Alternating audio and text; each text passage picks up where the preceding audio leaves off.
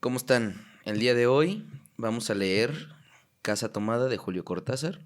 Espero que les guste.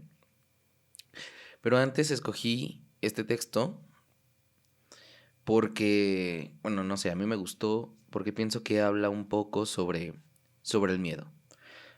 Pero cuando el miedo tiene esta connotación negativa, ¿no? Porque sabemos que el miedo, como puede ser bueno, como puede ser malo, a veces te puede ayudar para que te muevas del lugar, pero en otras ocasiones te puede paralizar. No sé, Demian, ¿tú qué piensas del miedo? Que da miedo. Pues, como dices, es algo muy interesante porque a veces el miedo como que hasta saca este instinto de supervivencia, ¿no? Por supuesto. Que es lo que te hace correr, lo que te hace, conjunto con la adrenalina, cosas que dices, órale, son superhumanas. Claro, claro. Y otra donde te paralizas, donde no encuentras explicación y solo te quedas viendo como para encontrarle alguna lógica o explicación. Pero pues ahora sí ya depende de cada quien. Ok, bueno, entonces, qué bueno que haces esta acotación, porque según desde mi perspectiva, pues este título tiene algo que ver con eso. Entonces, saquen sus conclusiones, espero que les guste. Nos gustaba la casa porque aparte de espaciosa y antigua, hoy que las casas antiguas sucumben a las más ventajosas liquidaciones de sus materiales, guardaba los recuerdos de nuestros bisabuelos, el abuelo paterno, nuestros padres y toda la infancia. Nos habituamos, Irene y yo, a persistir solos en ella, lo que era una locura, pues en esa casa podían vivir 8 personas sin estorbarse. Hacíamos la limpieza por la mañana, levantándonos a las 7, y a eso de las 11 yo le dejaba a Irene las últimas habitaciones por repasar y me iba a la cocina. Almorzábamos a mediodía, siempre puntuales. Ya no quedaba nada por hacer fuera de unos pocos platos sucios. Nos resultaba grato almorzar pensando en la casa profunda y silenciosa, y cómo nos bastábamos para mantenerla limpia. A veces llegamos a creer que era ella la que no nos dejó casarnos. Irene rechazó 2 pretendientes sin mayor motivo. A mí se me murió María Esther antes de que llegáramos a comprometernos. Entramos en los 40 años con la inexpresada idea de que el nuestro, simple y silencioso matrimonio de hermanos, era necesaria la clausura de la genealogía, asentada por los bisabuelos en nuestra casa. Nos moriríamos allí algún día, vagos y esquivos. Primos se quedarían con la casa y la echarían al suelo para enriquecerse con el terreno y los ladrillos. O mejor, nosotros mismos la voltearíamos justicieramente antes de que fuese demasiado tarde. Irene era una chica nacida para no molestar a nadie. Aparte de su actividad matinal, se pasaba el resto del día tejiendo en el sofá de su dormitorio. No sé por qué tejía tanto. Yo creo que las mujeres tejen cuando han encontrado en esa labor el gran pretexto para no hacer nada. Irene no era así. Tejía cosas siempre necesarias, tricotas para el invierno, medias para mí, mañanitas y chalecos para ella. A veces tejía un chaleco y después lo destejía en un momento porque algo no le agradaba. Era gracioso ver en la canastilla el montón de lana crespada resistiéndose a perder su forma de algunas horas. Los sábados iba yo al centro a comprarle lana. Irene tenía fe en mi gusto, se complacía con los colores y nunca tuve que devolver madejas. Yo aprovechaba esas salidas para dar una vuelta por las librerías y preguntar vanamente si había novedades en literatura francesa. Desde 1939 no llegaba nada valioso a la Argentina. Pero es de la casa que me interesa hablar, de la casa y de Irene, porque yo no tengo importancia. Me pregunto qué hubiera hecho Irene sin el tejido.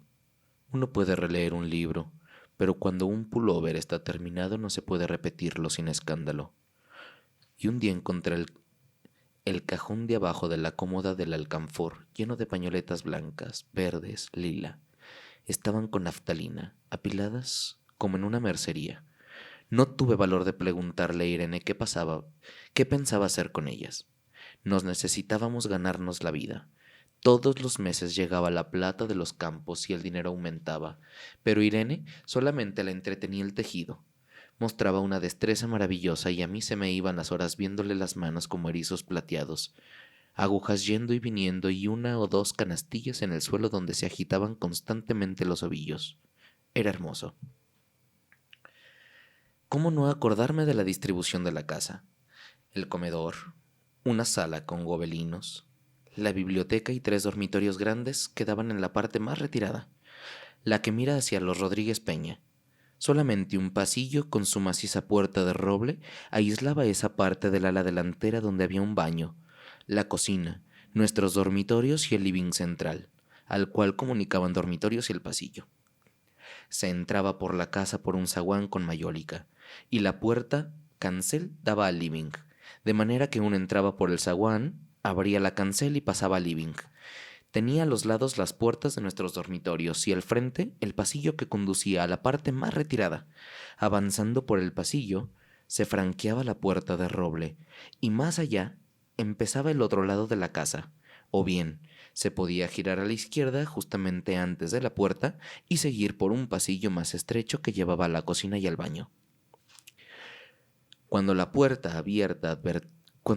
estaba abierta, advertía uno que la casa era muy grande, si no, daba la impresión de un departamento de los que se edifican ahora, apenas para moverse.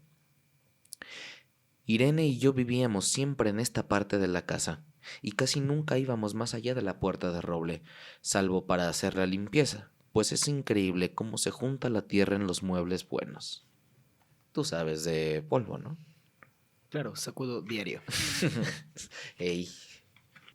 Aire será una ciudad limpia, pero eso le debe a sus habitantes y no a otra cosa, y eso se lo debe a sus habitantes y no a otra cosa. Hay demasiada tierra en el aire. Apenas sopla una ráfaga, se palpa el polvo en los mármoles de las consolas y entre los rombos de las carpetas de macramé. De trabajo sacarlo bien con plumero. Vuela y se suspende en el aire. Un momento después se deposita de nuevo en los muebles y en los pianos. Lo recordaré siempre con claridad, porque fue simple y sin circunstancias inútiles. Irene estaba tejiendo en su dormitorio. Eran las 8 de la noche y de repente se me ocurrió poner al fuego la pavita del mate. Fui por el pasillo hasta enfrentar la entornada puerta de roble y daba la vuelta al codo que llevaba a la cocina cuando escuché algo en el comedor o la biblioteca. El sonido venía impreciso y sordo, como un volcarse de sillas sobre la alfombra o un ahogado susurro de conversación. También lo oí, al mismo tiempo o un segundo después, en el fondo del pasillo que traía desde aquellas piezas hasta la puerta. Me tiré contra la puerta antes de que fuera demasiado tarde. La cerré de golpe apoyando el cuerpo. Felizmente la llave estaba puesta de nuestro lado y además corrí el gran cerrojo para más seguridad. Fui a la cocina, calenté la pavita y cuando estuve de vuelta con la bandeja del mate le dije a Irene: tuve que cerrar la puerta del pasillo. Han tomado la parte del fondo. Dejó caer el tejido y me miró con sus graves ojos cansados. ¿Estás seguro? Asentí. Entonces, dijo recogiendo las agujas, tendremos que vivir en este lado. Yo cebaba el mate con mucho cuidado, pero ella tardó un rato en reanudar su labor. Me acuerdo que tejí un chaleco gris. A mí me gustaba ese chaleco. Los primeros días nos pareció penoso porque ambos habíamos dejado en la parte tomada muchas cosas que queríamos. Mis libros de literatura francesa, por ejemplo, estaban todos en la biblioteca. Irene extrañaba unas carpetas, un par de pantuflas que tanto la abrigaban en invierno. Yo sentía mi pipa de enebro y creo que Irene pensó en una botella de esperidina de muchos años. Con frecuencia, pero esto solamente sucedió los primeros días. Cerrábamos algún cajón de las cómodas y nos mirábamos con tristeza. No está aquí. Y era una cosa más de todo lo que habíamos perdido al otro lado de la casa. Pero también tuvimos ventajas.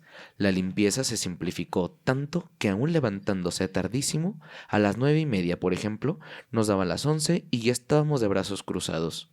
Irene se acostumbró a ir conmigo a la cocina y a ayudarme a preparar el almuerzo. Lo pensamos bien y se decidió esto.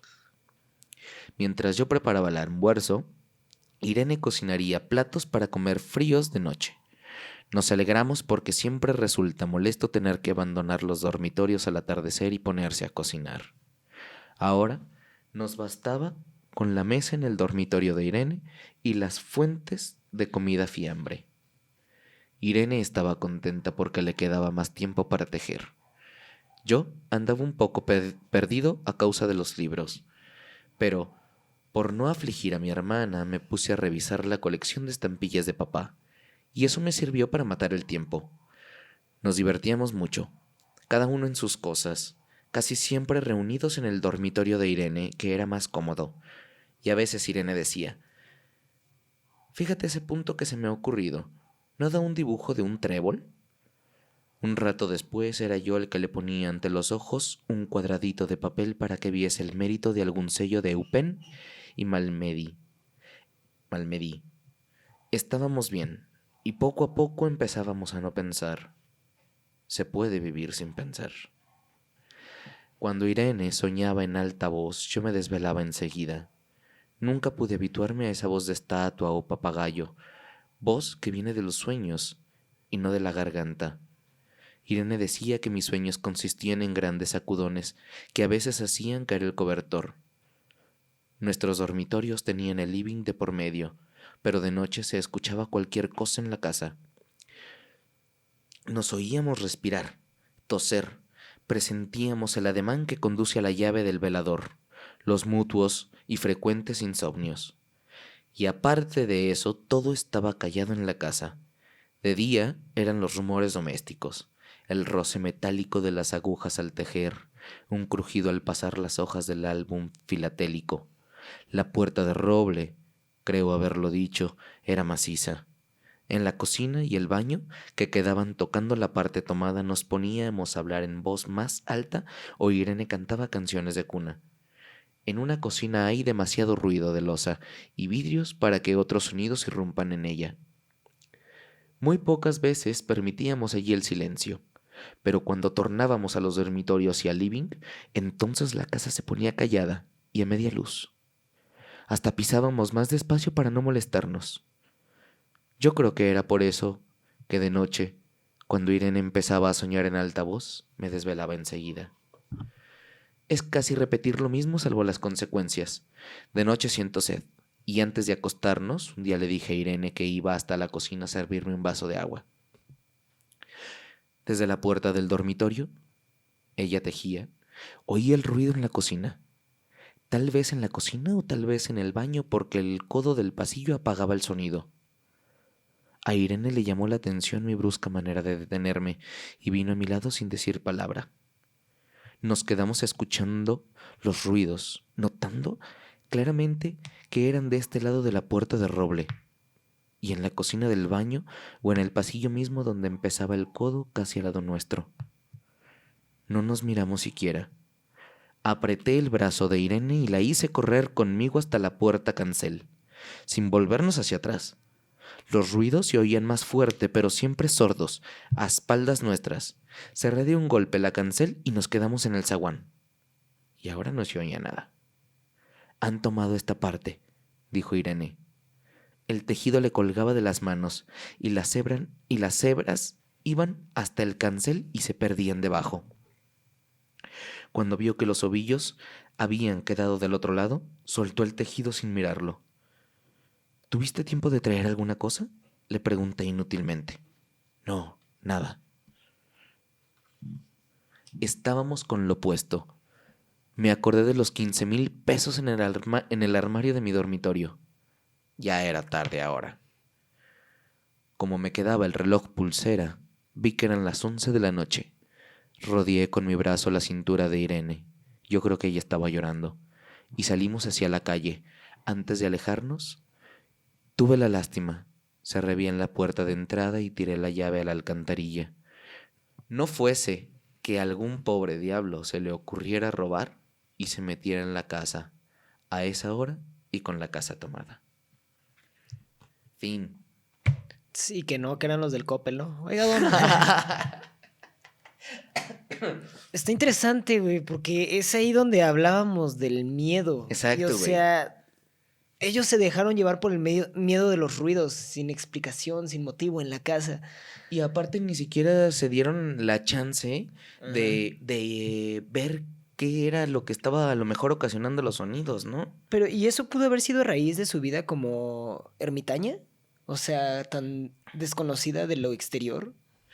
Porque pareciera que eran solo ellos, ¿no?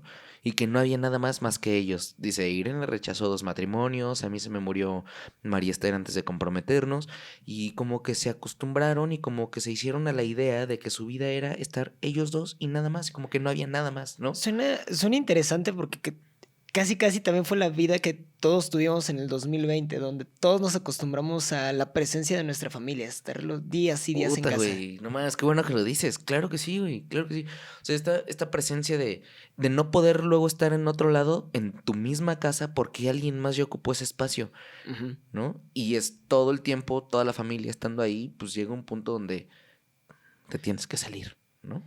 También, pero, o sea, es también ese punto en el que ellos hablaban, que era como ya compartir tanto ese espacio que caminaban despacio o hacían las cosas de forma más silenciosa para no Para no molestarse. molestarse, Ajá. claro. Entonces es ahí también donde resulta interesante su convivio, cómo era, y también cómo fue cambiando a lo largo que fueron tomando la casa. Uf, güey. Entonces, pues vamos a dejarla hasta aquí. Hasta ahí se queda. ¿Qué opinan? ¿Les gustó o no? Recomiéndenos alguna lecturita para echar aquí. Y pues, nos vemos el siguiente episodio. Muchas gracias.